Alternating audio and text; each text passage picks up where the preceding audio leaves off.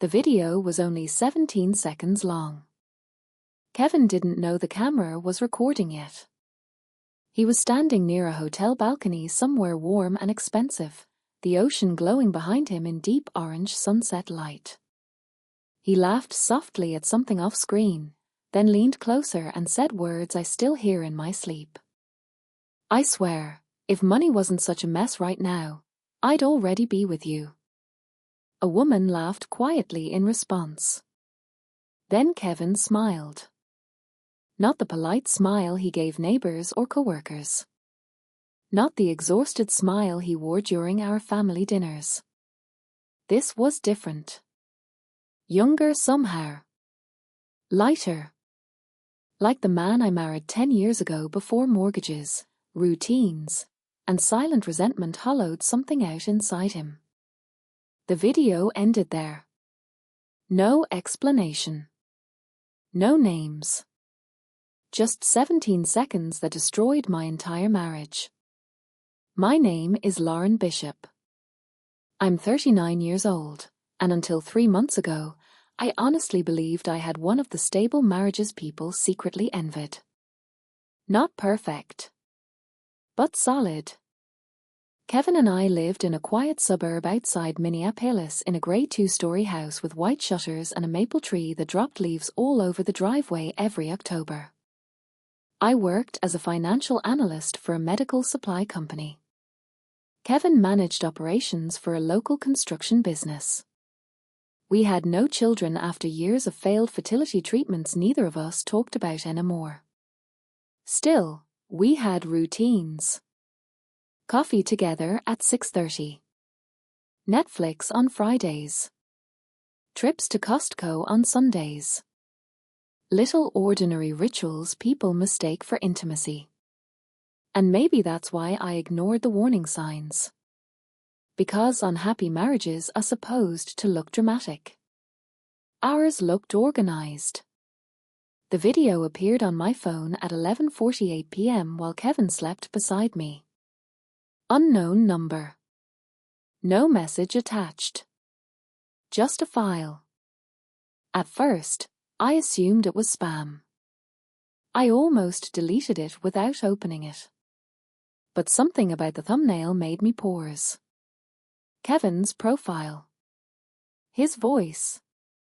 That hotel balcony.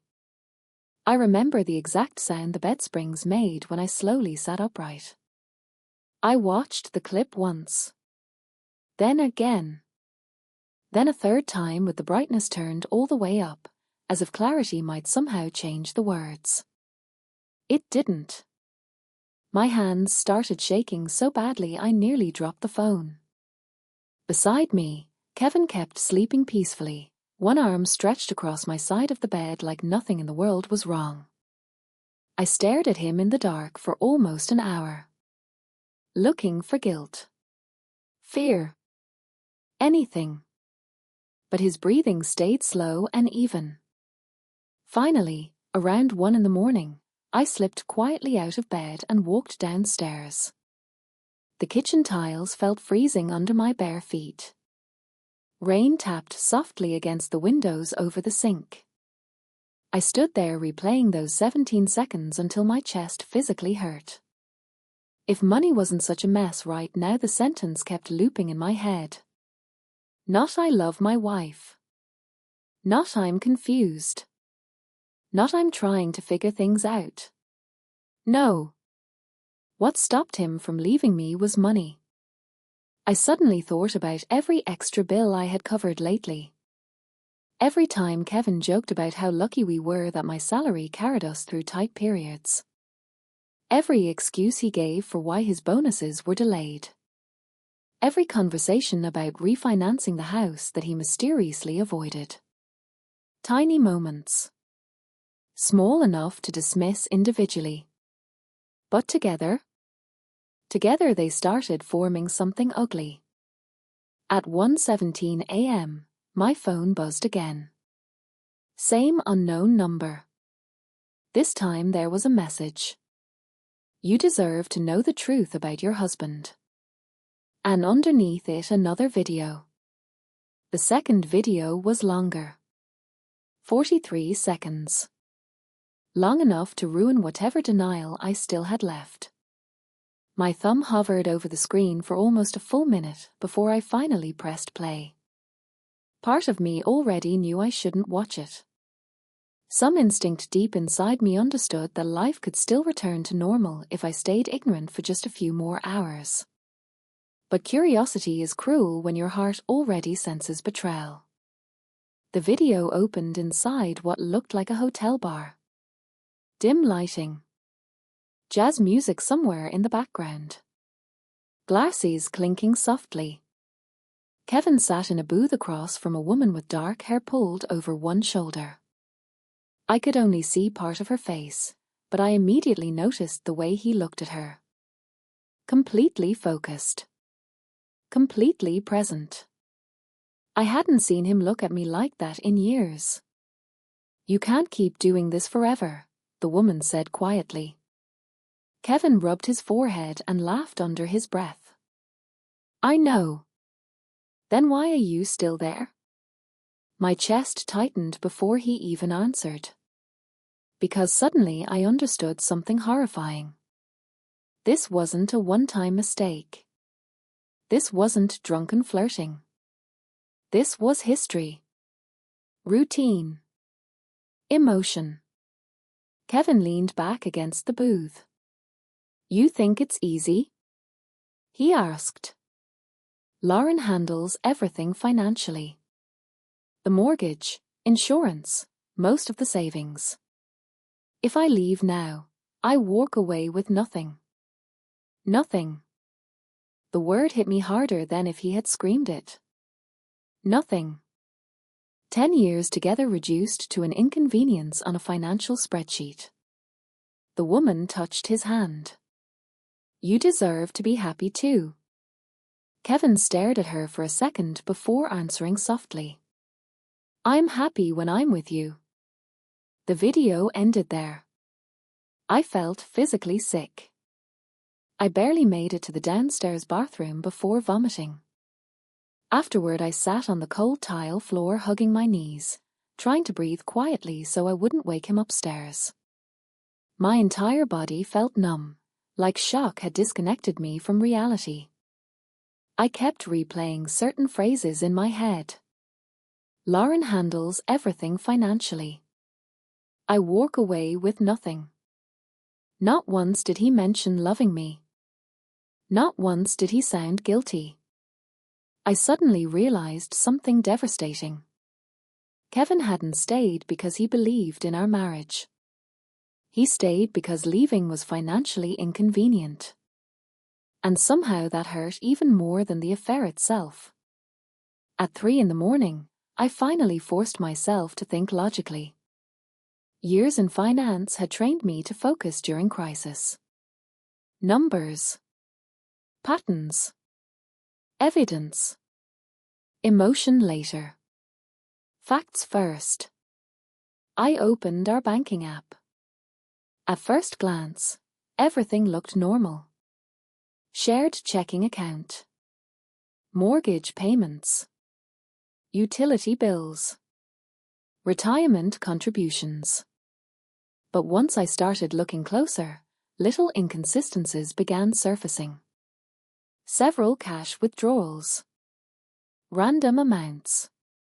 $400 here. $700 there. Sometimes twice a month. I frowned. Kevin almost never used cash. Then I noticed something else. Hotel charges. Small boutique hotels, never local, always during his supposed regional management meetings. Chicago. Denver. Phoenix. Places he traveled for work. Places I never questioned. A memory surfaced suddenly. 3 months earlier, Kevin came home from Denver unusually energized. He hugged me in the kitchen while I cooked pasta and actually kissed my neck for the first time in ages. "You seem happy," I joked. "Good trip," he answered. Now the memory made my stomach twist. By 4:30 in the morning, rain covered the windows in silver streaks. Upstairs, Kevin still slept peacefully while I sat alone at the dining room table surrounded by printed bank statements and a growing sense that my entire life had been carefully managed. Not loved. Managed. Then another thought hit me. Who was sending the videos? And why now? At 4:52 a.m., my phone lit up again. Unknown number. This time there was only one sentence. Check his old laptop before he wakes up. Kevin's old laptop was in the basement office. At least, that's where he said it was. For years, the room had become one of those forgotten spaces couples slowly stopped noticing. Half storage closet, half workspace. Old paint cans near the wall. Christmas decorations stacked in plastic bins. A dusty treadmill nobody used anymore. And in the corner beside the filing cabinet sat Kevin's old grey laptop. The one he claimed barely worked. The one he supposedly kept only because there are still some tax documents on it. At 5:11 in the morning, I stood at the basement doorway holding my phone flashlight, listening to the house breathe around me. Upstairs, pipes creaked softly. Rain continued tapping against the windows. Every sound suddenly felt amplified, dangerous. I kept thinking, what if I'm wrong? What if this is all some misunderstanding? But deep down, I already knew it wasn't. The laptop charger was still plugged into the wall. That alone made my stomach tighten. If he never used it anymore, why keep it charged? I sat down slowly at the small desk and opened the computer. The screen flickered twice before lighting up. My pulse pounded so hard I could hear it in my ears. Password protected. Of course. I stared at the login screen for several seconds. Then I typed his usual password. Incorrect.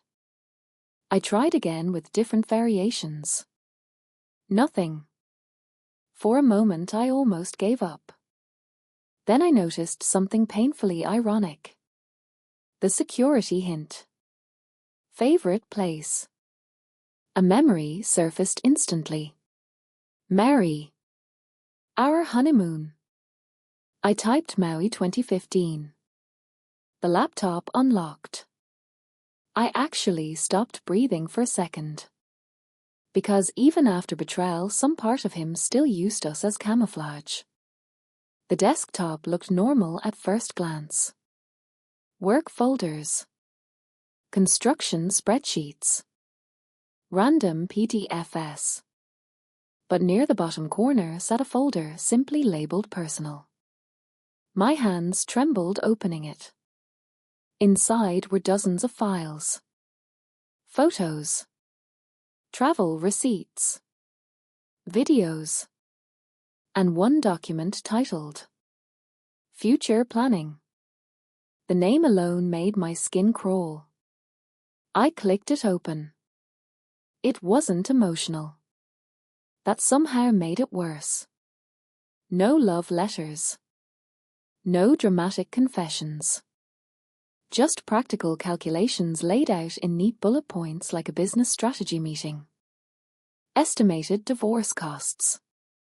Possible apartment rentals. Projected savings timeline. Debt concerns. And underneath one section, I saw my own name. Lauren's salary stability. I felt cold all over. There were notes beneath it. Need to maintain normal routine until promotion finalized. Cannot afford split before debt reduced. Timing critical. I covered my mouth with my hand. It felt less like reading about an affair and more like discovering I'd been quietly studied. Managed. Used. Then I found another folder. This one wasn't hidden carefully at all. Maybe because Kevin never imagined I'd ever look. The folder was named Madison. My chest tightened instantly. So now she had a name. Inside were hundreds of messages exported from some app I didn't recognize. Photos from restaurants. Airport selfies. Screenshots of hotel reservations. 3 years. The relationship had lasted almost 3 years. I physically leaned back in the chair as that realization hit me. 3 years of dinners together. Holidays. Anniversaries. 3 years of me sitting beside a man living an entirely separate emotional life. Then I opened one message that shattered something inside me completely. Madison.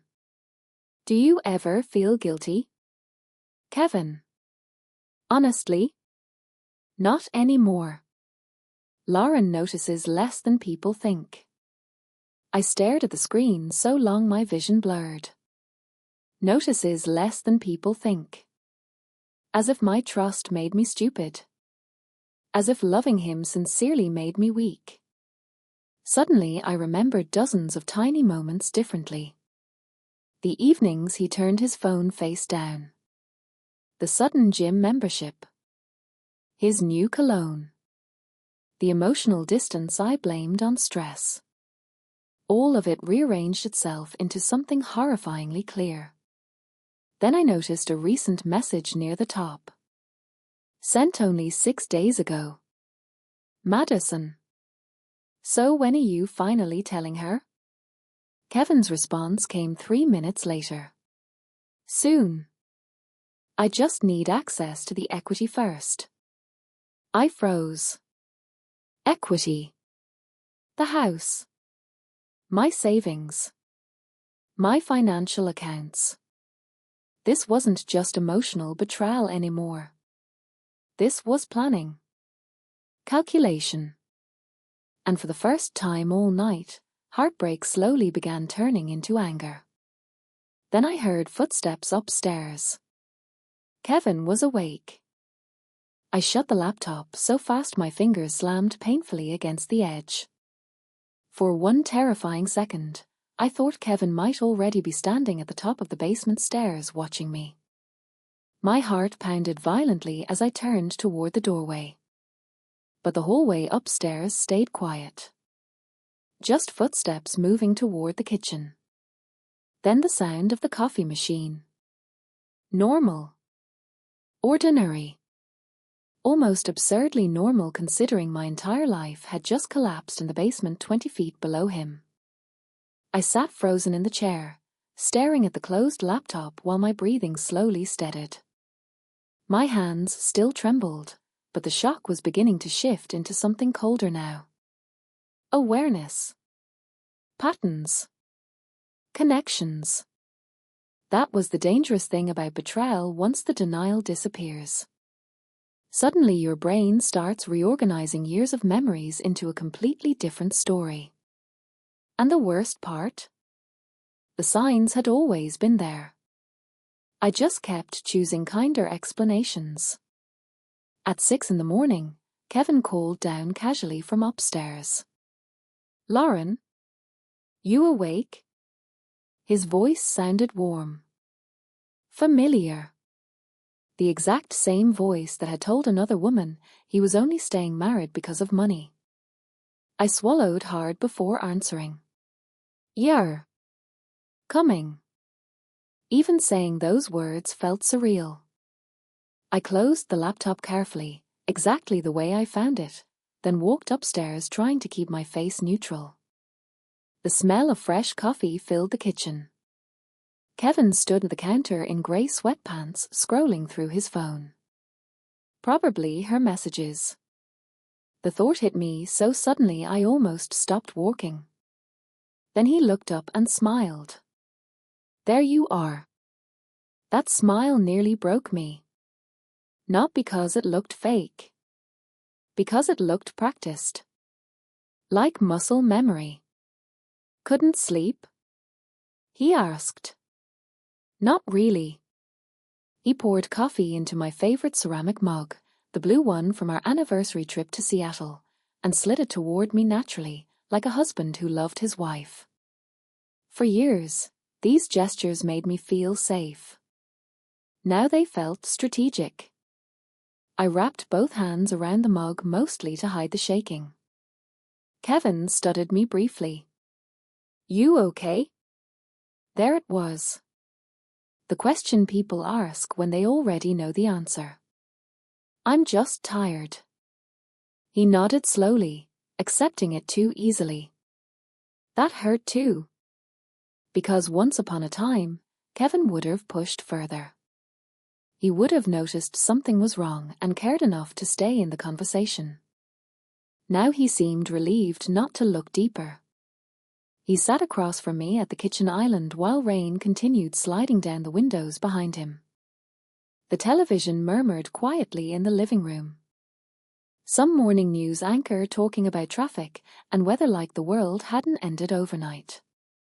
Then Kevin said something that made my stomach twist. "I might have another Denver trip next month." Denver. I stared at him over the rim of my coffee cup.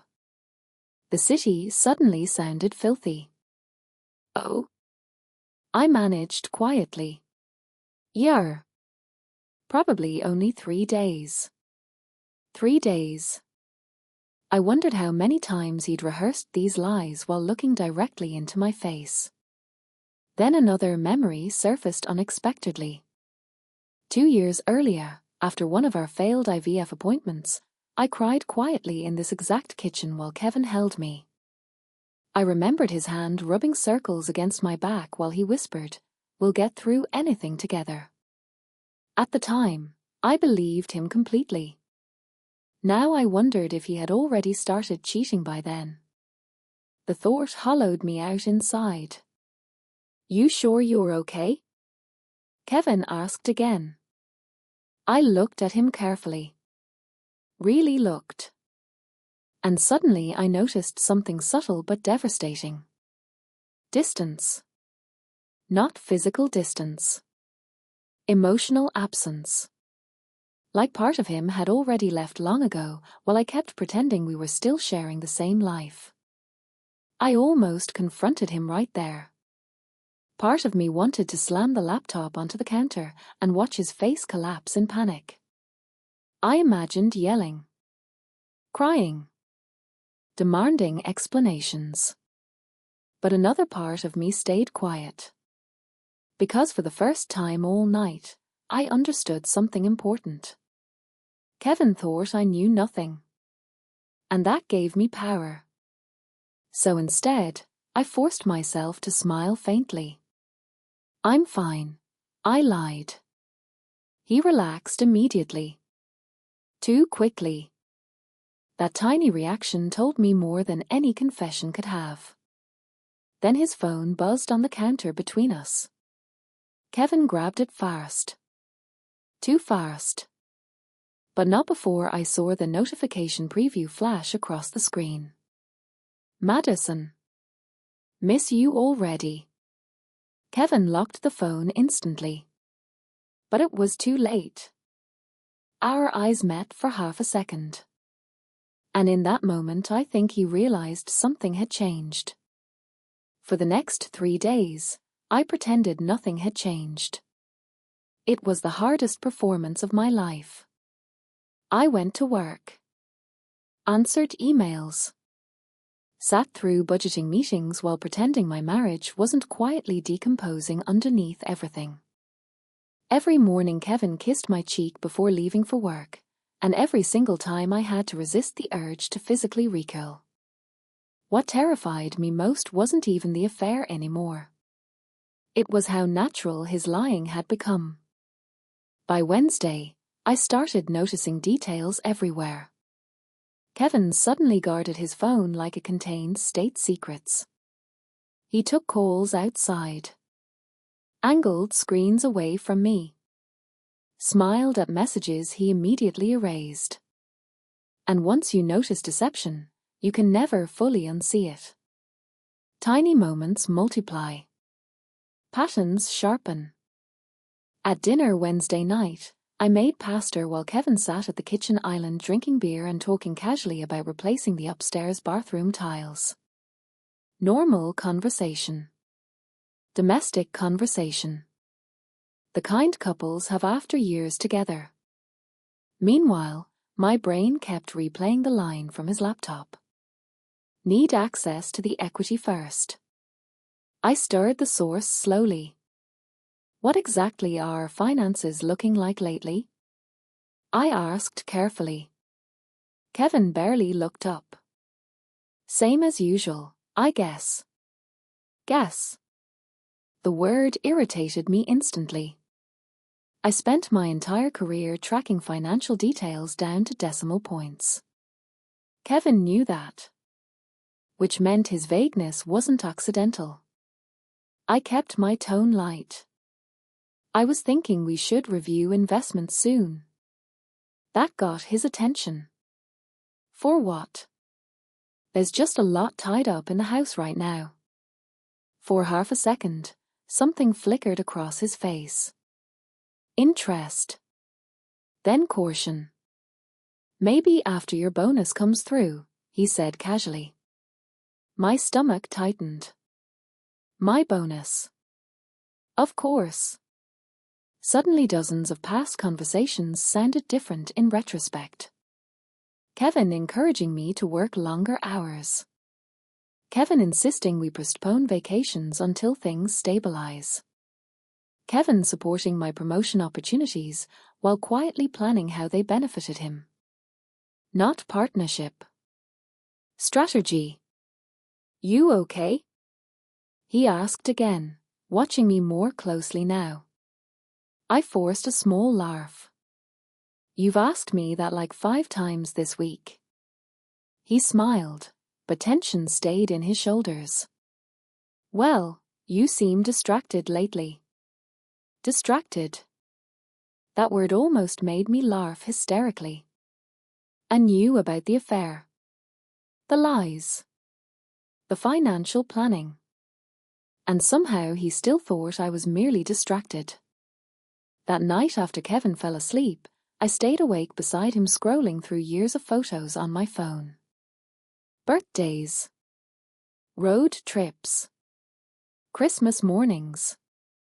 Smiling pictures of 2 people I no longer recognized. I stopped at one photo from 4 years earlier.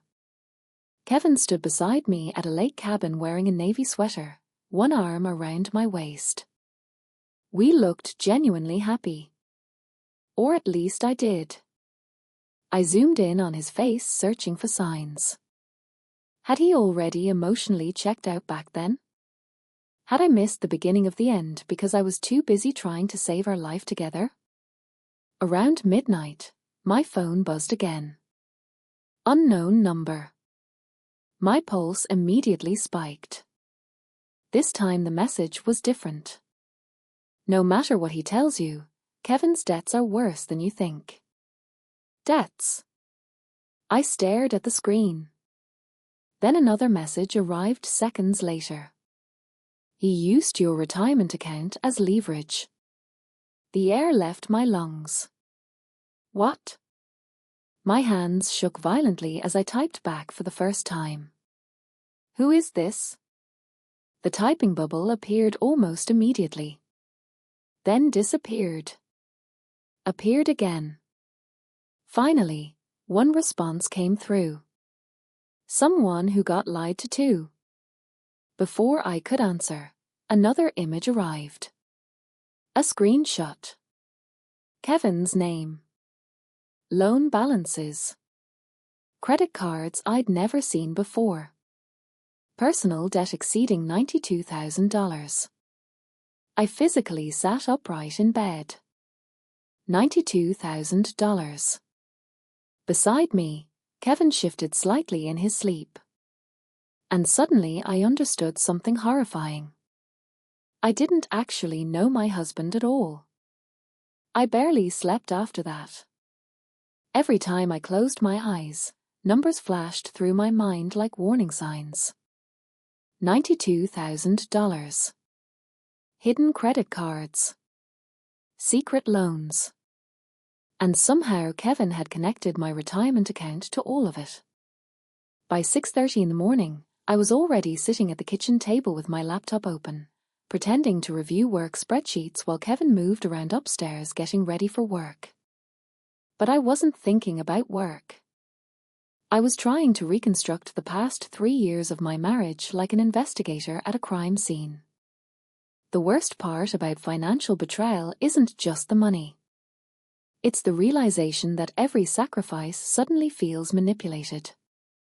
Every overtime shift. Every postponed vacation. Every stressful conversation about budgeting. I had spent years trying to protect our future while Kevin quietly built an escape plan behind my back. And apparently, debt was part of it. Kevin came downstairs adjusting his tie. "You're up early." "So are you." He smiled faintly and grabbed coffee from the pot.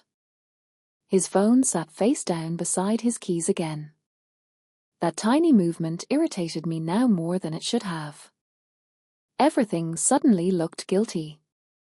He checked the time. "I may be late tonight."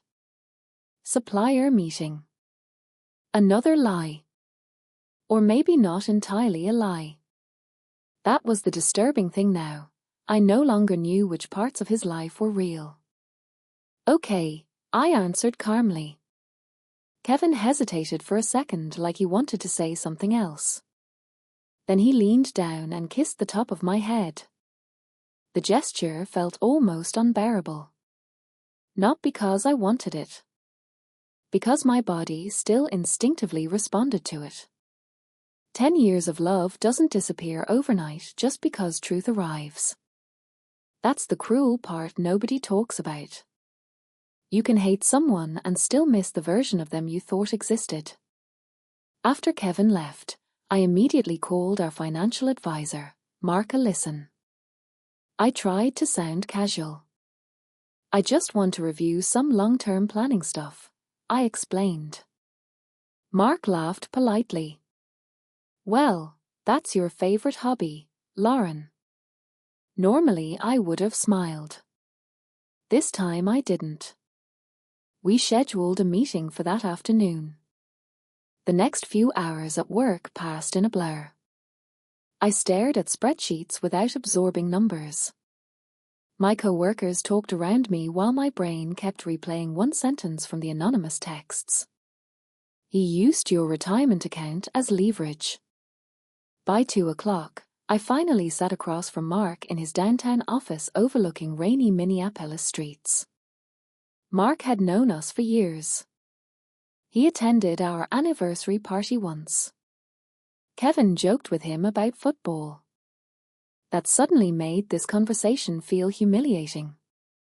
"I need you to explain every account connected to my name," I said quietly. Mark frowned immediately. "Is everything all right?" "No," I answered honestly. "I don't think it is." His expression changed. Concern replaced professionalism almost instantly. For the next 40 minutes, Mark pulled up documents while my stomach slowly turned colder and colder. There were loans. Multiple. Some jointly connected to our home equity line.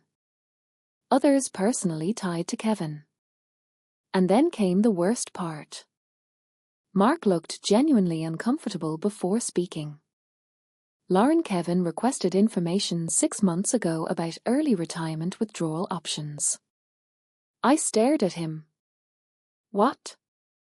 He said you were both considering restructuring long-term assets. My chest tightened painfully. "We never discussed that." Mark went quiet. Then he slowly turned the monitor toward me. There it was. My retirement portfolio. Highlighted notes. Projected withdrawal penalties. Kevin had been researching how much money he could access if our marriage assets were divided. Without ever telling me. I felt heat rush into my face. Humiliation. Anger. Disbelief. How bad is it? I asked finally. Mark exhaled carefully. If Kevin's personal debts continue growing at this rate, eventually creditors could start targeting shared assets. Shared assets. The house. My accounts. My future. Suddenly the affair itself almost became secondary. Because this wasn't just heartbreak anymore. This was destruction. Then Mark asked a question that made my stomach drop. Lauren, did Kevin ever mention co-signing something last winter? I looked up sharply. No. Mark's face tightened slightly. Because apparently Kevin already had. I felt like the floor disappeared underneath me. What do you mean he already did? I asked quietly. Mark hesitated.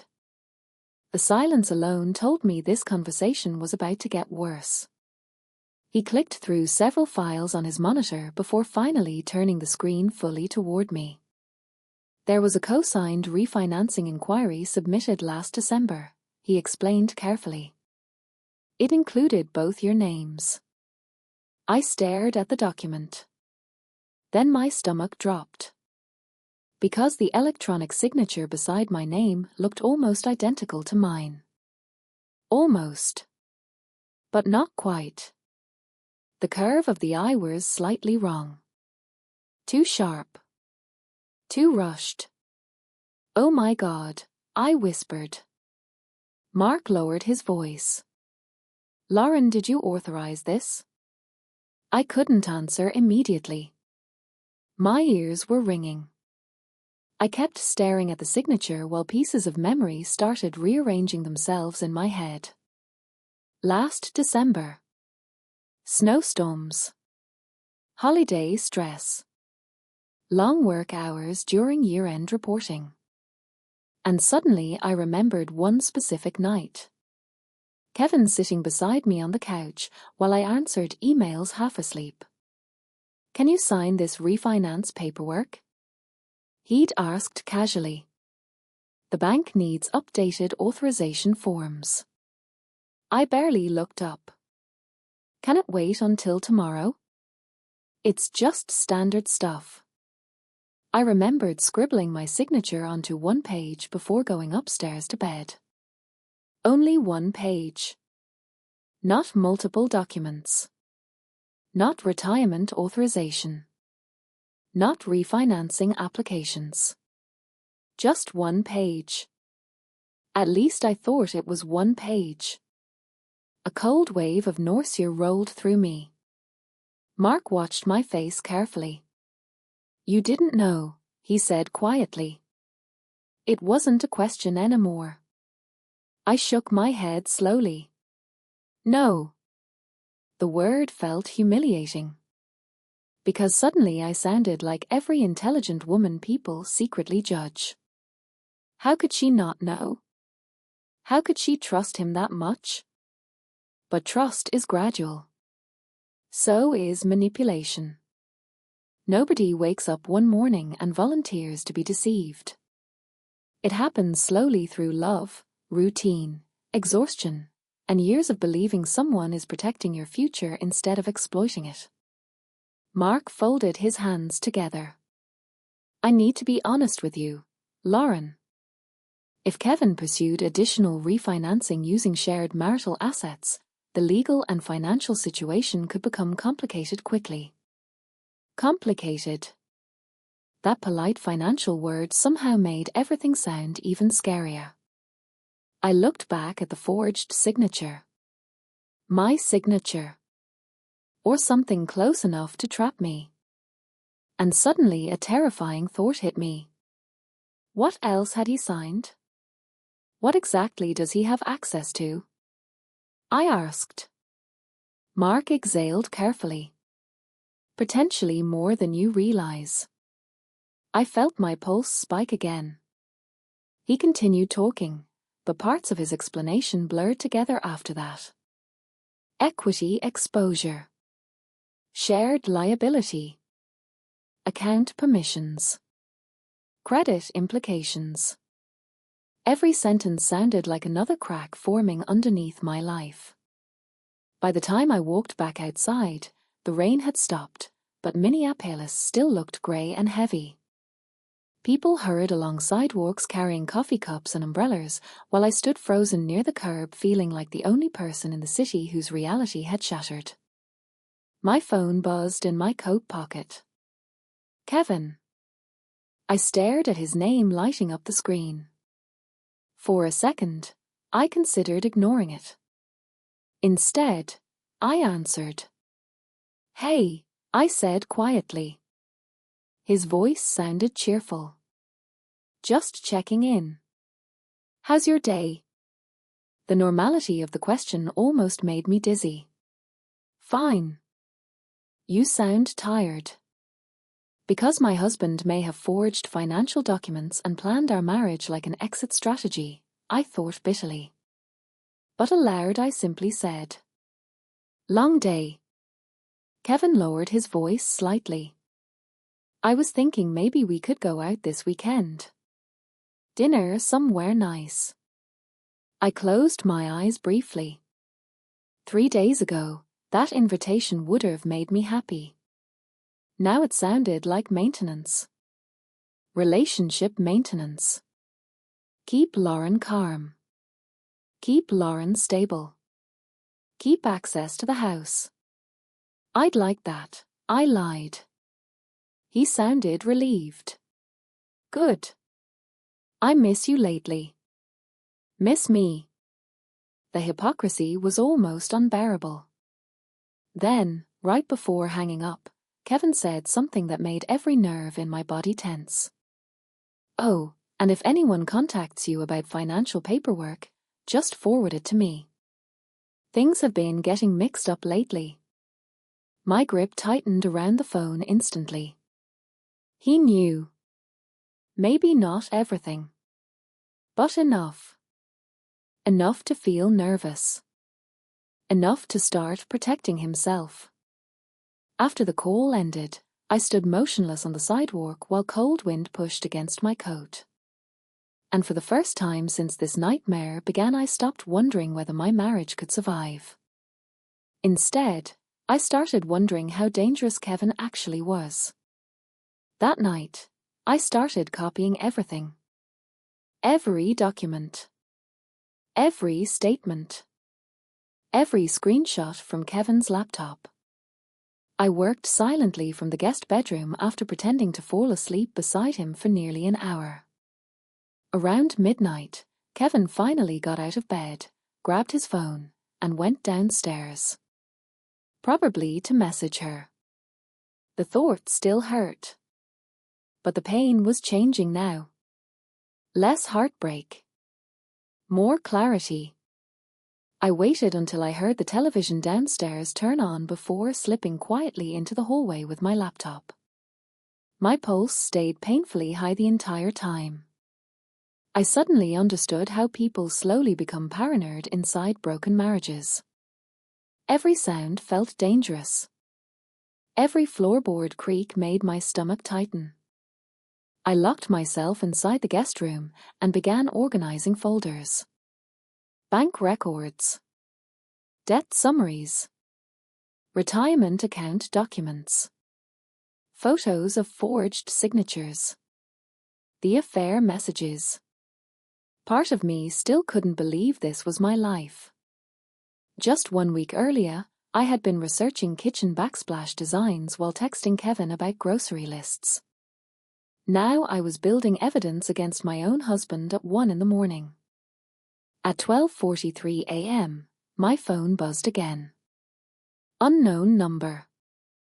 I stared at it for several seconds before opening the message. "You need to know about Nashville." Nashville? Confusion cut through my exhaustion instantly. Before I could answer, another message appeared. He told Madison he was buying property there after the divorce. My chest tightened. Property. Divorce. Plans. Not fantasies. Real plans. Then came another screenshot. This time it showed a conversation between Kevin and Madison from 2 months earlier. Madison: "Are you sure Lauren won't fight you on the house?" Kevin: "She won't see it coming until paperwork starts." I physically stopped breathing for a moment. She won't see it coming. Not only had he planned this, he believed I was too trusting to protect myself.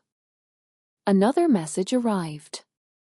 "He's been moving money slowly for almost a year." I typed immediately. "Who are you?" This time the response came faster. "Madison's sister." I stared at the screen in shock. "What?" Another message followed almost instantly. "She found out he's lying to both of you." My mind struggled to process that sentence. Lying to both of us? Suddenly the entire situation shifted again. Until now, I'd imagined Madison as some glamorous woman knowingly helping destroy my marriage. But what if she was being manipulated too? I hesitated before typing. What did he lie about? 3 dots appeared. Then disappeared. Then finally. "He told Madison you were emotionally abusive and controlling. He said you trapped him financially." I closed my eyes. For a few seconds, I couldn't even react. Emotionally abusive. The accusation felt so absurd it almost detached me from reality. I spent years supporting Kevin emotionally through career failures, debt stress, fertility grief, and his constant instability. I worked longer hours so he could find himself professionally. I covered bills when his commissions dropped. I defended him to my own family when they quietly questioned his lack of ambition. And meanwhile, he had rewritten me into the villain of his story. Why? Because villains are easier to leave. A memory suddenly surfaced. Last Thanksgiving. Kevin sitting beside my brother after too much whiskey saying quietly, "Lauren always needs control over everything." At the time, everyone laughed lightly. Even me. Now I realized he'd been building his narrative publicly for years. Planting seeds. Another message appeared. "There's more." Attached was a scanned PDF. A lease agreement. Nashville, Tennessee. Luxury apartment. Start date: 3 months from now. Tenant names: Kevin Bishop, Madison Reed. I stared at the document so long my vision blurred. 3 months. He had an actual timeline. A countdown for leaving me. Then I noticed something else near the bottom of the lease. Projected income verification attached. Mine. My salary had been included in financial background disclosures connected to his application. I felt physically cold. He wasn't just using me emotionally anymore. He was still actively using my financial profile to build his future with another woman. At 1:26 a.m., I heard footsteps approaching the hallway upstairs. Kevin. And suddenly I realized something terrifying. If he discovered what I knew before I was legally protected, I had no idea what he might do. I barely had time to close the laptop before the doorknob moved. My entire body locked up. For one terrifying second, I imagined Kevin walking into the guest room and seeing everything spread across the bed. Screenshots, financial documents, copies of the Nashville lease, evidence of lies stacked like proof at a trial. But the door only opened halfway. "You in here?" Kevin asked softly.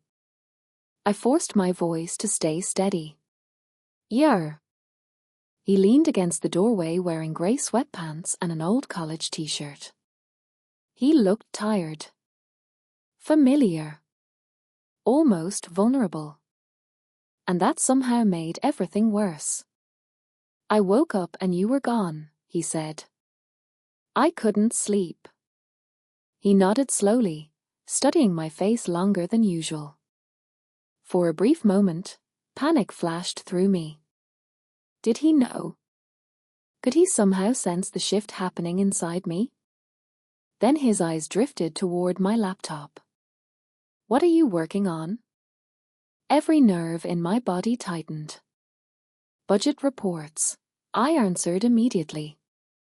Quarter-end stuff. The lie came out disturbingly easily. Kevin exhaled sympathetically. Jesus. You work too much. The irony almost made me laugh out loud. I work too much. Meanwhile, he was secretly building another life with my income. He stepped fully into the room. And suddenly I became hyper-aware of everything around me, the printed documents half hidden under a blanket, my phone screen still glowing beside my leg, the open folders on the desktop behind me. Kevin walked closer. Too close. Then he sat carefully on the edge of the bed. You felt distant lately, he said quietly. Distant. The word echoed in my head. I stared at him in disbelief. How could he possibly say that to me? How could someone destroy a marriage piece by piece and still expect emotional access to the person they're betraying? You ever feel like we stopped talking honestly? He asked. My chest physically tightened. Because buried underneath the manipulation was something almost pathetic. Kevin wanted emotional comfort from the very person he was deceiving. I looked down at my hands. What would honesty even look like right now? I asked carefully. The room went still. For a second, I thought I saw genuine fear flicker across his face. But then it vanished. You know what I mean, he said softly. No. I didn't know anymore. That was the terrifying part. I no longer understood which version of Kevin was real. The husband comforting me after failed fertility treatments? The man whispering love to another woman in hotel bars? The financially desperate liar forging my signature? Or the exhausted person sitting beside me now pretending our marriage still existed? Maybe all of them were real. That thought scared me most. Kevin rubbed his hands together nervously. I know things haven't been perfect lately. Perfect. Such a small word for so much destruction. I looked at him carefully. This was the moment. I could expose everything. The affair. The debts. The forged documents. The Nashville apartment. Part of me desperately wanted to watch him panic. But another part remembered something Mark said earlier. The legal and financial situation could become complicated quickly. So instead, I stayed quiet. And Kevin mistook my silence for sadness. I don't want us to lose each other, he said softly. That sentence almost broke me. Because maybe, in some twisted way, he believed it. Maybe Kevin genuinely thought he could emotionally drift away, secretly plan his exit, betray me financially, and still preserve some version of himself as a good man. People do incredible mental gymnastics to survive their own guilt. Then he reached for my hand. And without thinking, I pulled away. The movement was small. Instinctive. But it changed everything. Kevin froze instantly. Our eyes locked. For the first time since this nightmare began, I saw something clear in his expression. Not guilt. Not shame. Fear. Real fear. Because in that tiny movement he finally understood that I knew something. Maybe not how much. Maybe not everything. But enough. Enough to become dangerous to him. The silence between us stretched painfully. Then Kevin stood slowly from the bed. "You should get some sleep," he said carefully. Carefully. Like he was suddenly speaking to someone unpredictable. I nodded once. Kevin lingered at the doorway for another second before finally walking away down the hallway. I listened to his footsteps disappear. Then I grabbed my phone with shaking hands. A new message had arrived while he sat beside me. From Madison's sister. "Be careful. He found out Madison spoke to me tonight." And underneath it, one more thing. Kevin emptied another account this afternoon. I didn't go back to sleep after that. I sat alone in the guest room until sunrise, staring at the newest message while cold grey light slowly filled the windows. Kevin emptied another account this afternoon. Every hour the situation became worse. Not emotionally worse. Strategically worse. That distinction mattered now. Because sometime between discovering the affair and uncovering the financial fraud, my grief had started transforming into survival instinct. At 7 in the morning, I called in sick to work for the first time in almost 4 years. Then I contacted a lawyer. Her name was Denise Harper, and Mark had recommended her quietly before I left his office the previous day. "Just in case," he'd said carefully. At the time, hearing the word lawyer attached to my marriage felt dramatic. Now it felt necessary. By 10:30, I sat across from Denise in a private office that smelled faintly like coffee and paper files. Rain tapped softly against the windows while I explained everything. The affair. The debt. The forged signatures. The hidden apartment in Nashville. The screenshots. The money transfers. Denise listened without interrupting, occasionally writing notes in a yellow legal pad. When I finally stopped talking, the room felt painfully quiet. Then she asked the question I'd been avoiding internally for days. "Lauren, are you afraid of your husband?" I opened my mouth automatically. No. But the word didn't come out fully. Because suddenly I wasn't sure anymore. Not physically afraid. Kevin had never hit me. Never screamed in my face. Never thrown things. But emotional danger doesn't always look explosive. Sometimes it looks calm. Controlled. Strategic. And that somehow feels even more terrifying. Denise noticed my hesitation immediately. "That's okay," she said gently. "You don't need to minimize this." Minimize. I realized then how many times I'd already done exactly that over the years. Kevin lies sometimes. Kevin struggles financially. Kevin gets distant under stress. Small explanations for increasingly disturbing behavior. Denise folded her hands together. "You need to understand something clearly," she said. "What you're describing is not simply infidelity.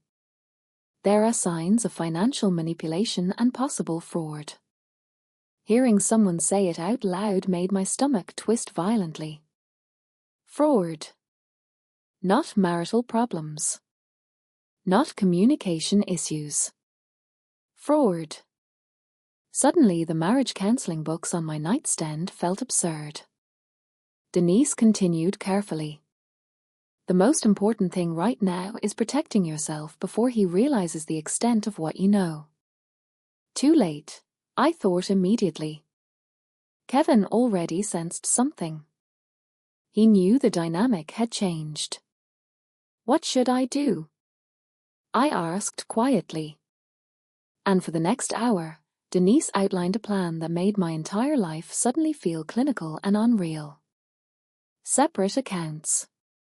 Freeze credit access. Secure copies of all financial records. Change passwords.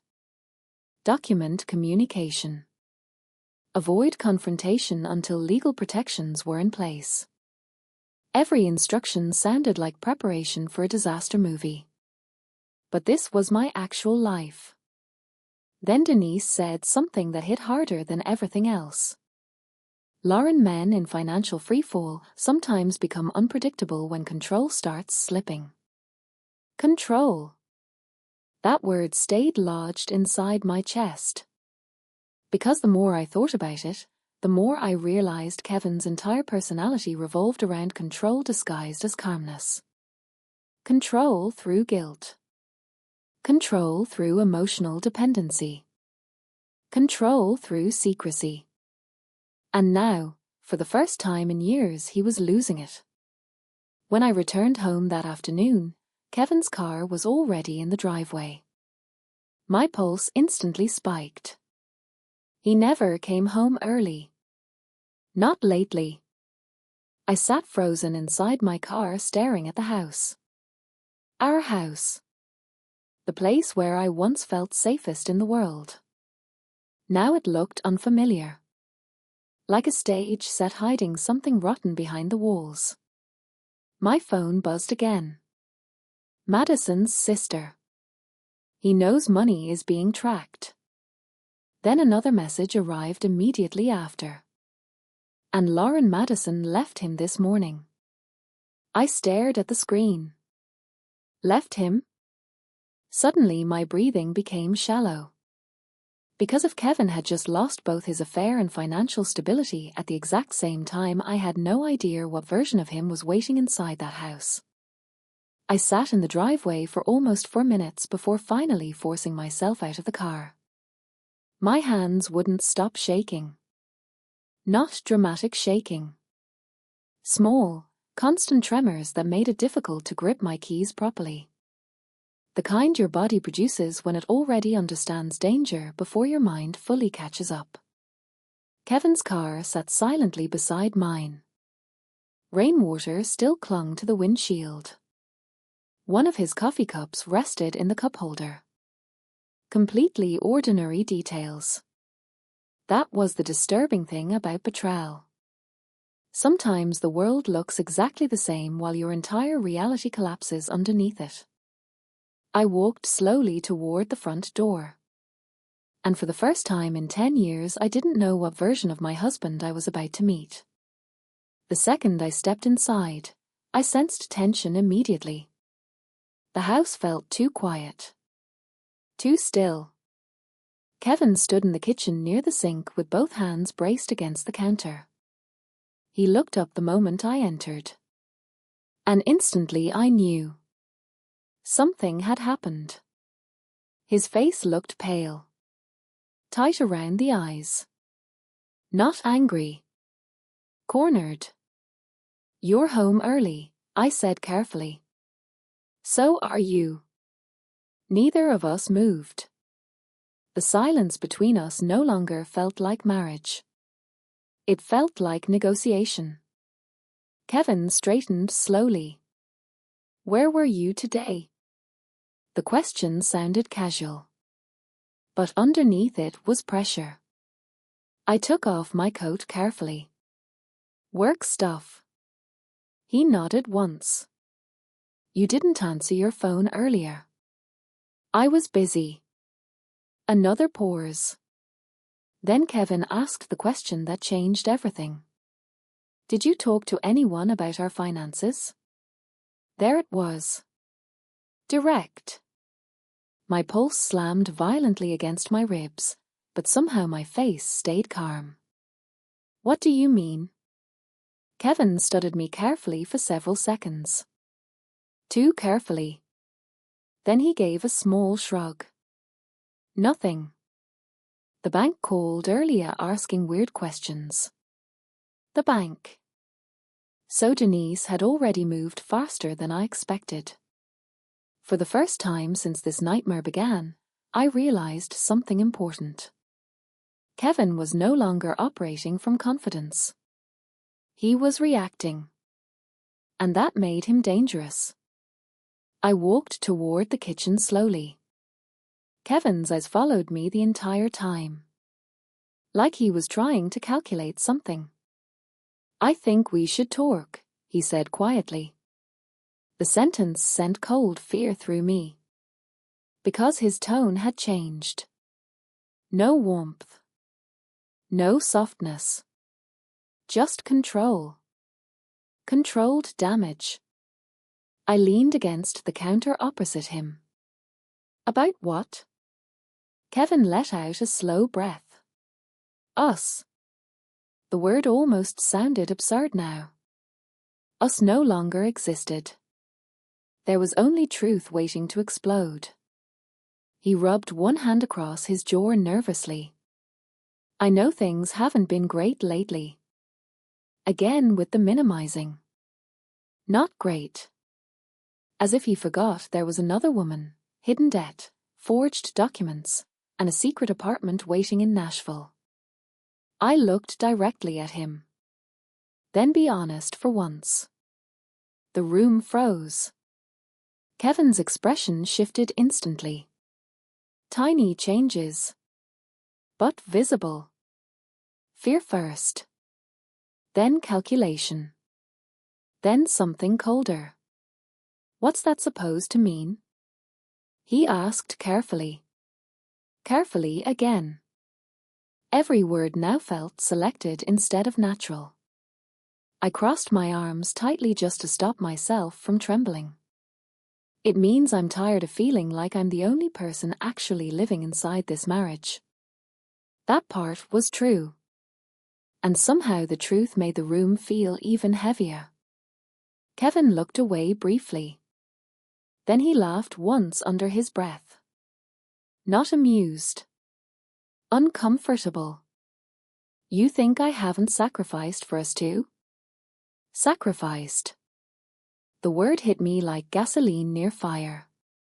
Years of supporting him financially flashed through my head so violently I almost lost control right there. But then he said the sentence that shattered whatever remained of my restraint. "You've always needed to control everything, Lauren." There it was. The narrative. The exact same lie he told Madison. The exact same seed he planted around other people for years. And suddenly something inside me finally broke. Not loudly. Quietly. Completely. I stared at him across the kitchen and realized this man had spent years slowly rewriting reality around me while I kept trying harder to love him correctly. "Do you even hear yourself?" I asked softly. Kevin's jaw tightened. "You make everything impossible lately." Impossible. I actually laughed then. A sharp, exhausted sound that surprised both of us.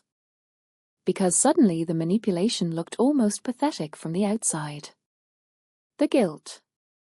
The blame shifting. The calm performance. Kevin took one step closer. "Who have you been talking to?" The question landed differently this time. Not curious. Threatening. My stomach tightened instantly. And then, before I could answer, his phone buzzed loudly on the kitchen counter between us. Both of us looked down at the screen. Madison. 3 missed calls. And one message preview visible beneath them. "You lied to both of us." Kevin grabbed the phone instantly. But too late. The silence afterward felt enormous.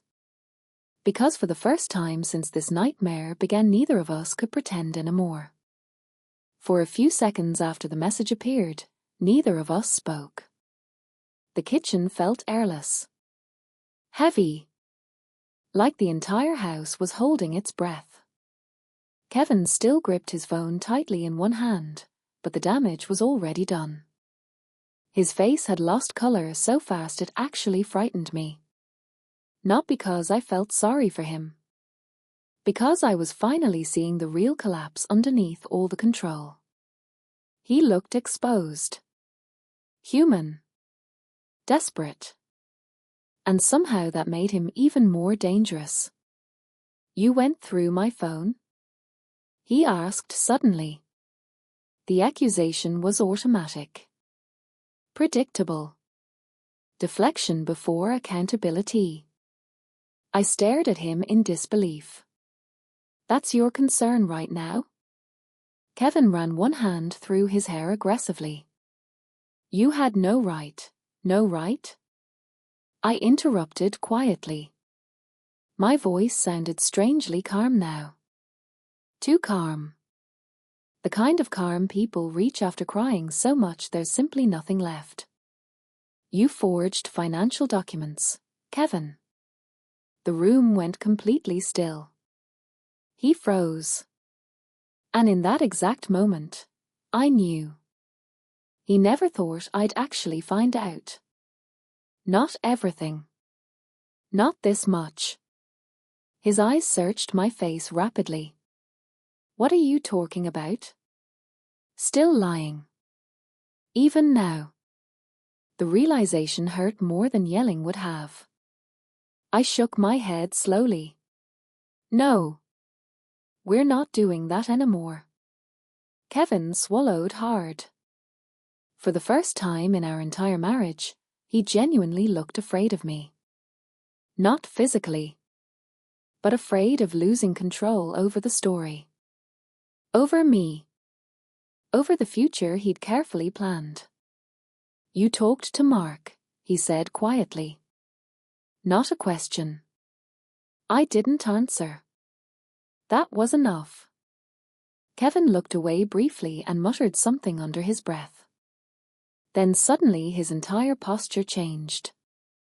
Less defensive. More tired. And somehow that shift almost hurt worst of all. Because now he looked like a man preparing to explain betrayal instead of deny it. You don't understand how bad things got, he said quietly. There it was. Justification. Not remorse. I folded my arms tighter. Then explain it. Kevin stared down at the counter for several seconds before speaking. The debts started after the consulting firm collapsed. I remembered that year. Kevin had lost almost everything professionally. I worked longer hours to keep us stable while he promised it was temporary. Except apparently it never stopped. I thought I could fix it before you noticed, he continued. I laughed once under my breath. By stealing from me? His face tightened instantly. I never stole from you. The sentence was so unbelievable I physically stepped backward. You used my retirement account projections to rent an apartment for another woman. Kevin looked up sharply. And there it was again. Fear. Real fear. Because now he understood the full scope of what I knew. How long? I asked quietly. He stayed silent. How long has this been happening? Kevin rubbed his forehead slowly. About a year. 1 year. 12 months of lies. 12 months of sleeping beside me while planning a completely different future. I felt something inside my chest crack open all over again. And Madison? I asked. Kevin closed his eyes briefly. It wasn't supposed to become serious. That sentence destroyed the last remaining piece of my love for him. Not because he cheated. Because of how small and selfish his explanation sounded. Like our marriage had simply become an inconvenience he mishandled. I looked around the kitchen suddenly, the coffee machine, the family photos, the half-finished grocery list on the refrigerator, and everything felt haunted now. 10 years. Reduced to hidden transactions and strategic lies. Then Kevin said something quietly that made my skin go cold. I was going to make sure you were financially okay. I stared at him, almost unable to process the arrogance of the statement. You were going to make sure I was okay? I repeated. Kevin nodded carefully. The house would have sold eventually. You make good money. You would have recovered. Recovered. As if I were a damaged investment portfolio instead of his wife. And suddenly clarity hit me with terrifying force. Kevin genuinely believed betrayal could be managed like a business problem. Controlled. Calculated. Contained. That was the moment I stopped seeing him as the man I married. And started seeing him exactly as he was. A person willing to emotionally destroy someone who loved him in order to protect himself from consequences. I walked past him toward the hallway closet. Kevin turned quickly. Where are you going? I grabbed my coat calmly. To stay somewhere else tonight. His expression changed instantly. Panic. Real panic this time. Lauren, don't do this emotionally. Emotionally. I almost smiled at the irony. No, I said quietly while pulling on my coat. I'm finally doing this logically. Then I reached into my purse and placed a sealed envelope on the kitchen counter between us. Denise had prepared it that afternoon.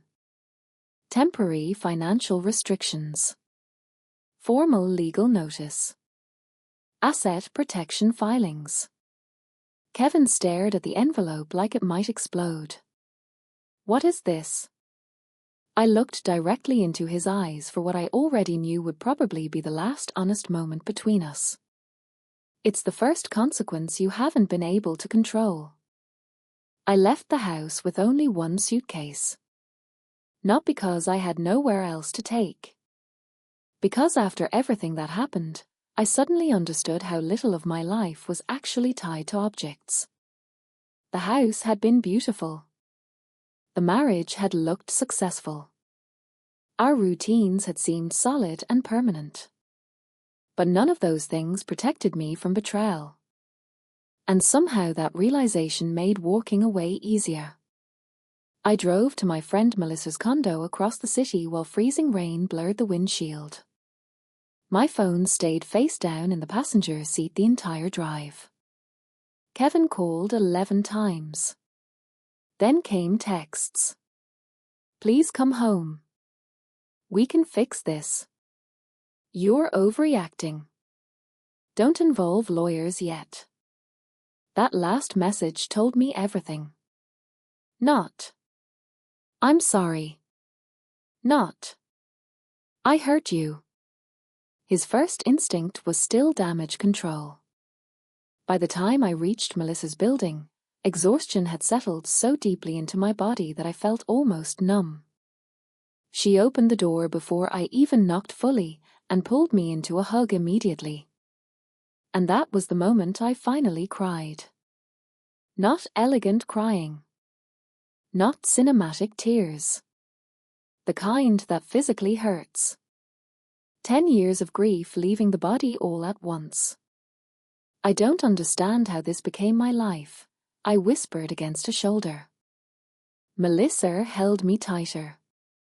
Because you trusted someone who took advantage of it. Simple. Brutal. True. Over the next few weeks, my entire world changed quietly and completely. Denise moved fast. Separate financial protections were finalized within days. Kevin's access to several shared accounts was restricted pending investigation. The refinancing documents triggered legal review almost immediately. And the deeper professionals looked the uglier the truth became. There were more hidden debts. More transfers. More lies. At one point, Denise looked at me across her conference table and said carefully, Lauren, if you hadn't discovered this when you did, the financial damage could have followed you for years. Years. That sentence haunted me. Because I kept thinking about how close I came to losing everything while still believing I was in a loving marriage. Kevin tried contacting me constantly at first. Long, emotional emails. Voicemails at 2 in the morning. Promises. Excuses. At one point he even wrote, "I never stopped loving you." And maybe, in his own broken way, he believed that. But love without honesty becomes manipulation eventually. That was the lesson I learned too late. Madison never contacted me directly. But about a month later, her sister sent one final message. She found out he was talking to another woman too. I stared at the screen for a long time after reading that. Another woman. Another lie. Another future he was probably trying to build on top of borrowed trust and stolen stability. And suddenly something unexpected happened inside me. Relief.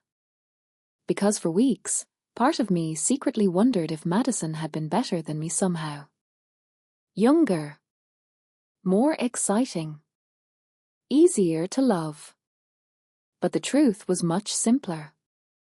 Kevin wasn't searching for love. He was searching for escape. And no woman would ever permanently solve the emptiness he kept creating himself. 3 months later, I returned to the house one final time while Kevin was gone. Not to relive memories. To collect the rest of my things. The kitchen looked exactly the same. The blue mug from Seattle still sat near the coffee machine. Our framed vacation photos still lined the hallway. For a few painful seconds, I stood there remembering the woman who once believed this home represented safety. I felt sorry for her. But I also admired her. Because she loved fully. Honestly. Without calculation. And despite everything Kevin did, I never wanted to lose that part of myself. Before leaving, I removed one final thing from the hallway wall. A framed quote we bought together years ago during a weekend trip. Trust is the foundation of love. I almost laughed when I read it now. Then I carried the frame outside and placed it carefully in the back seat of my car. Not because I still believed in what Kevin and I had, but because I still believed in the sentence itself. Just not with him. The divorce process officially began 2 weeks later. Some family members were shocked. Others quietly admitted they had sensed something wrong for years. My mother cried when she learned about the financial deception. Kevin's brother stopped speaking to him entirely. And through all of it, people kept asking me the same question. How did you stay so calm? But the truth was I wasn't calm. I was grieving. Grieving the marriage. The future. The version of Kevin I thought existed. And maybe the hardest part of betrayal is accepting that the person you loved was real to you even if they were hiding pieces of themselves the entire time. Today, almost a year later, I live in a smaller apartment with fewer rooms and much quieter evenings. But for the first time in years, my life feels emotionally peaceful. No hidden tension. No unexplained anxiety. No constant feeling that something underneath the surface is wrong. Sometimes I still think about the night I found that video on Kevin's laptop. The moment everything shattered. At the time, it felt like the worst thing that could ever happen to me. Now I understand something differently. That moment didn't destroy my life. It revealed it. And if there's one thing I've learned through all of this, it's this. The most dangerous betrayals are not the ones that break your heart. They're the ones that slowly convince you to doubt your own reality while someone else quietly benefits from your trust. So if you're reading this and something inside your relationship feels wrong, don't ignore it just because love makes the truth uncomfortable. Sometimes the hardest discoveries are also the ones that save you.